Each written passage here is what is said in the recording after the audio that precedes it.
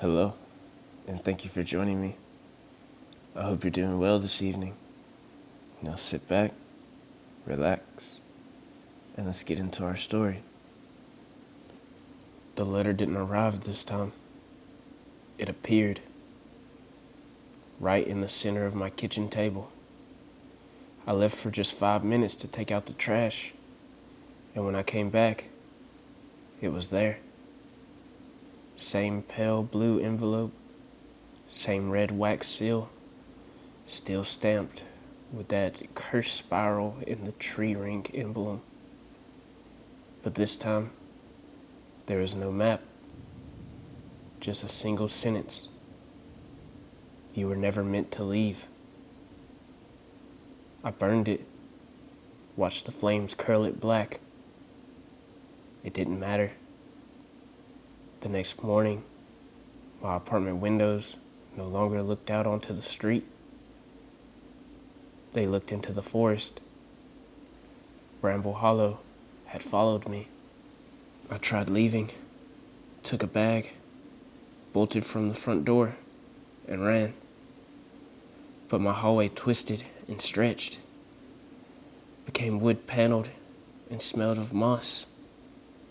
When I finally burst through a door, I wasn't in the city anymore. I was back in the hollow. The trees were wrong. Their branches formed spirals. The sky above was bruised purple, and the house stood at the center, breathing mist into the cold morning air. Only now, it was bigger. 4 stories, new wings that hadn't existed before. Tower windows like watching eyes. I heard the door creak open on its own.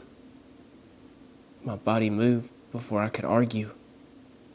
The first new wing was painted in pastel decay, light blue and pink.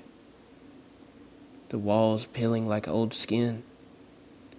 Faded murals of animals stared blankly. Child-sized furniture sat dusty and untouched. And then came the toys. Dolls with melted faces. Wooden horses with cracked grins. A mobile spun above an empty crib, playing a lullaby backwards. I found a diary beneath the crib. It belonged to a girl named Anna, dated 1911. Mommy says we're part of the roots now. She says Daddy tried to leave, and the hollow made him a tree. I heard him calling last night. His voice came from the walls. And another entry. A new man is here. He rings the bell too. But he doesn't know yet. None of them do. There were drawings in the back. Each page showed a tall figure with hollow eyes, standing behind caretakers. Men who looked just like me. On the 3rd night, the bells rang on their own. Every room, every corner. The sound bounced and multiplied until it felt like the house itself was singing some ancient song.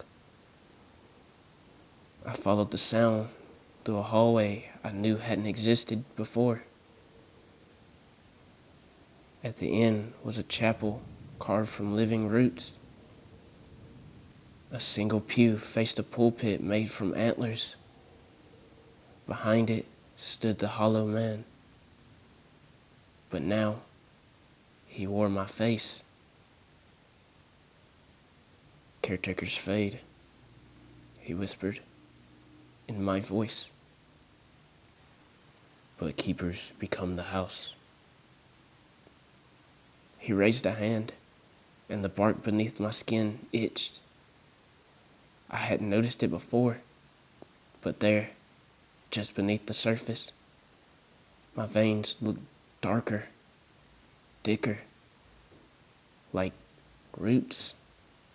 I found the others in the gallery below the house, a catacomb of forgotten caretakers, each one frozen in portraits, half transformed, their frames woven from brambles. Some were just faces, others had antlers, and one of them, near the back, had my eyes. I don't remember posing for a painting. I don't remember standing still long enough. But the plaque beneath it said, Cole Anders, accepted. I tried to shatter the canvas. The moment the glass broke, the walls screamed. The house shook, and something opened beneath me. I fell into the darkness. I woke up in a cavern, impossibly deep beneath the Bramble hollow. Roots writhed across the ceiling, pulsing like veins. In the center, a vast pit of water that reflected nothing, only showed the past.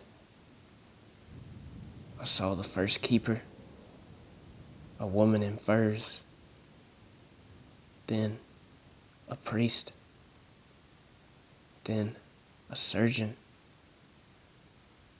then Felix, and finally, me.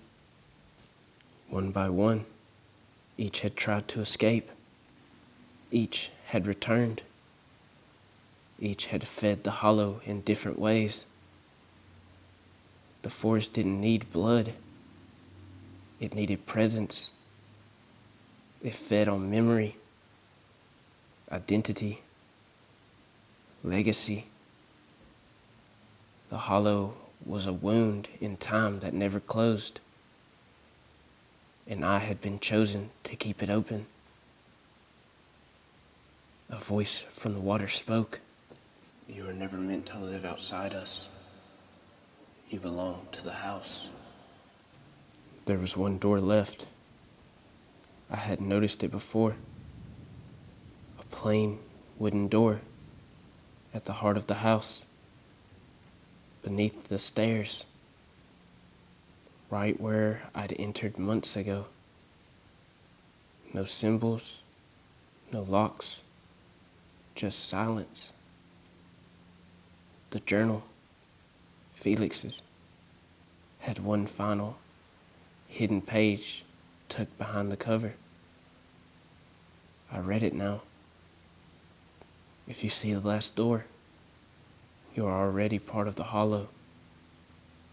But if you step through it, the hollow becomes part of you, forever. I stood there for hours. Behind me, the walls whispered, the floorboards bent, the roots reached. I opened the door and walked through. They say I came back, that I was found wandering in the woods near my old apartment, that I couldn't speak, that my eyes had gone completely black for hours before they returned to normal. But I know better. This voice I speak with, it's not mine. This skin, it's holding something in. Sometimes I forget how I got home. Sometimes I forget my name. But I never forget the hollow. Not even for a second. And last night, I found a new envelope under my bed. It wasn't for me. It was for you. To the next keeper. We've been waiting.